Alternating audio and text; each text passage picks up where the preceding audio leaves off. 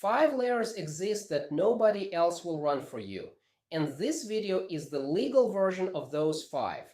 The regulatory lines themselves, named by statute and named by which pro owns the work on the other side of the line. The pattern for each line is identical.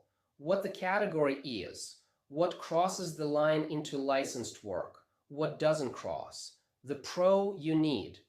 I'm going to walk all 5 with the same 4-part structure so you can recognize the shape when you see a 6th one. Say healthcare coaching scope or HIPAA later in your career. 5 lines by name before any of them get unpacked individually. Legal, the unauthorized practice of law statutes that exist in every U.S. state. Tax, IRS Circular 230. Investment, SEC and state securities regulation. Accounting, state CPA licensure. Insurance, state producer licensing statutes. Knowing where each line sits is the founder's basic literacy, because the line is a piece of regulatory architecture, not an opinion. You can argue with a CPA about whether the home office deduction applies to your situation.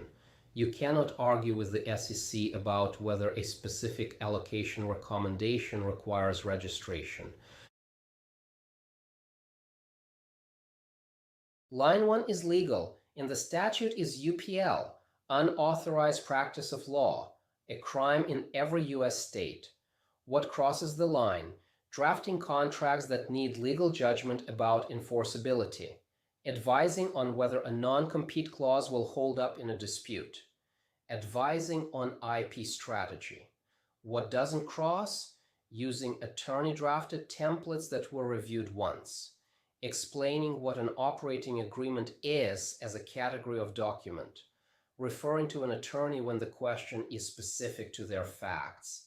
The pro is a small business attorney evaluated in Unit 3.4 against the criteria there. Tax is line 2, and the gatekeeping statute sits at the federal level rather than the state.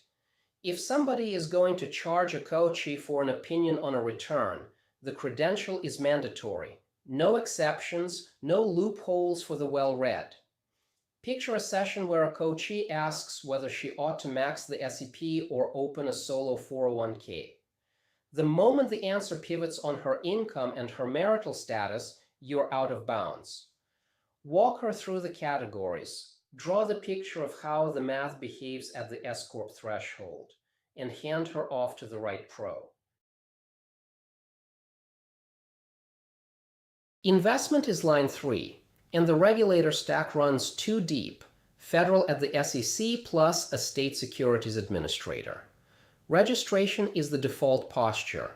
Carve-outs exist, but they are narrow and intent-based, and almost none of them apply to a coach. Picture a coachee asking whether she should rebalance toward an aggressive growth fund. The instant you point at a ticker, a percentage, or a Roth conversion timing call, you've stepped onto regulated ground. Teach the vehicle types as a category: IRA, 401k, Roth, taxable brokerage, and the mechanical rules in the abstract. Pick the fund work belongs to a fiduciary, and the trigger for hiring one lands later in the founder sequence. Accounting is line 4, and the gating credential is CPA licensure for a test work. 3 specific products require the license: audit, review, and attestation. And the IRS plus, most banks insist on those products being signed by a credentialed professional. Producing a P&L for yourself in QuickBooks is not on that list, and operators conflate the two regularly. You keep the books. The CPA reviews them, prepares the return, and signs anything that needs a signature. This same domain is where the bookkeeper versus CPA confusion lives. One role lives inside the books month to month, the other comes in to validate and file. Insurance is line 5, and the statute is state-level producer licensure for solicitation. Recommending a specific E&O carrier to a coachee, or naming a policy and walking her through whether to bind, is producer work. Doing that without the license is a misdemeanor in most states and a felony in a few.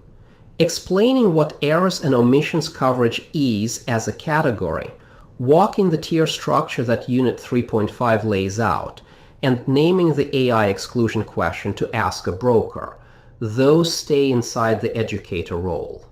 The hire on the other side of this line is the independent broker, and almost every solo coach lands there.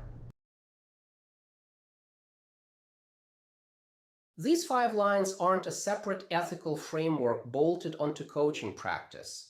They're the operational extension of an existing ICF standard. Core Competency 1 demonstrates ethical practice. Code of Ethics Standard. 5.1. Work within the boundaries of your level of coaching competency, expertise, training, certifications, and your ICF credential. Those words apply to the founder context the same way they apply to the coaching room. The boundary you already hold when a client tries to turn a coaching session into therapy is the same boundary you hold when they ask about retirement allocation. The standard didn't change. The categories it covers extended one layer out.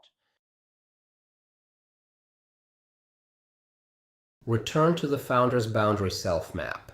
If you've offered advice in any of the 5 regulated categories, even casually to a coaching client who asked you directly, write it down. Date if you remember it. The category it touched. The client if you remember which one. That's your disclosure list. Treat it as an inventory of what you'll know to stop doing going forward and what to refer instead, rather than as a confession. Take it into Unit 3.2 when the bookkeeper hire walks the first pro pattern.